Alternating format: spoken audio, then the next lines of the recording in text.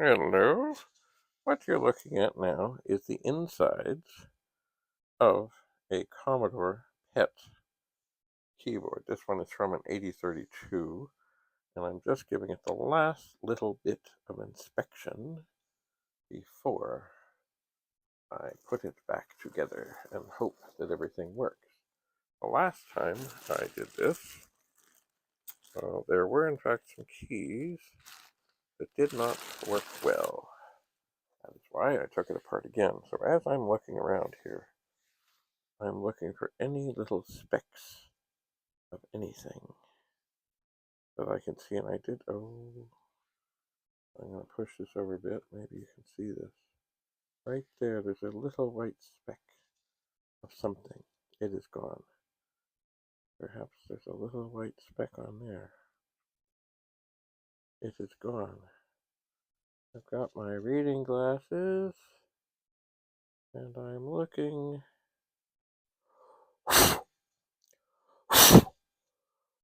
with great care, and yes, I'm blowing on it to make sure that if there's any dust and debris and anything in there.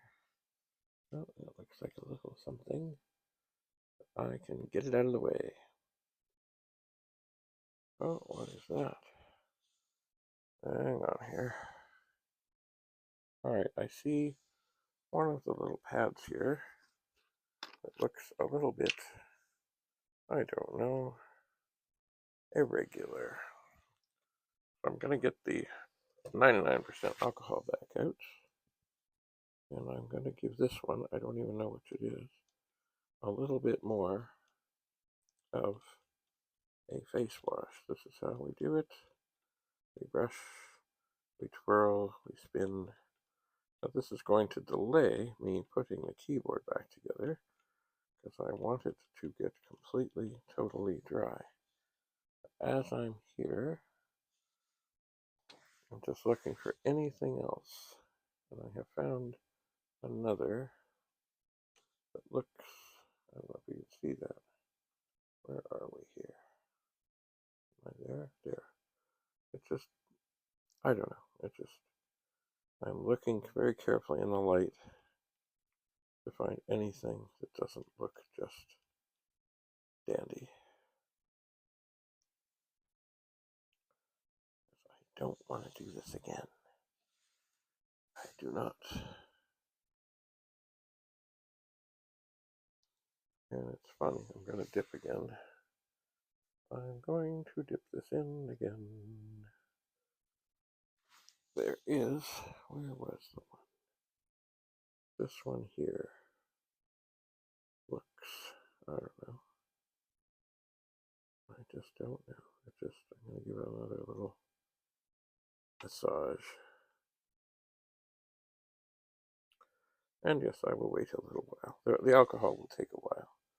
I'm just looking for anything that has any sort of anything in the way on the top that doesn't just look, as they say, tickety-boo.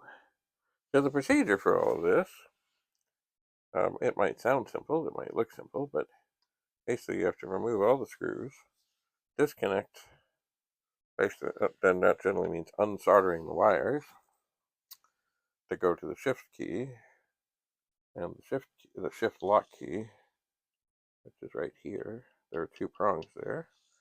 They have wires that go to them because that key, you push it down and it stays shifted. Well, it's like a typewriter, a shift lock key.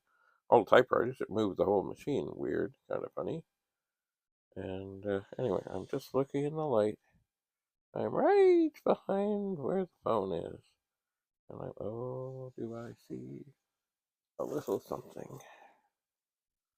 Do I? On there. Perhaps I do. Anyway, I don't want to have to take this apart again. And there are screw troubles where some of the places that the screws would go in are a little reamed out after. I guess somebody might have put them in a little tight, and now they just spin. So I'm working on solutions for that as well. Anyway, from what I can tell, this is all looking good. So soon, but not quite yet, because I just put some alcohol on some of these things, I will let this completely dry. And then I will put, this is the circuit board kind of thing, I will reattach that. I have to flip it over and put in all the screws. Still looking for a way to get the screws that aren't tight to get tight. That's what I'm looking for. But I will see. There are a number. I could put in some kind of a glue thing, but I don't like doing that. But I might end up doing that. I did find on another machine, a similar machine, either it's a VIC-20 or a 64 keyboard, the screws are about the same length, but they seem to have a little more length on the threads. Anyway, well, we'll see. We'll see how it goes. Stay tuned. See you again soon. David Bradley. I'm your host. Bye for now.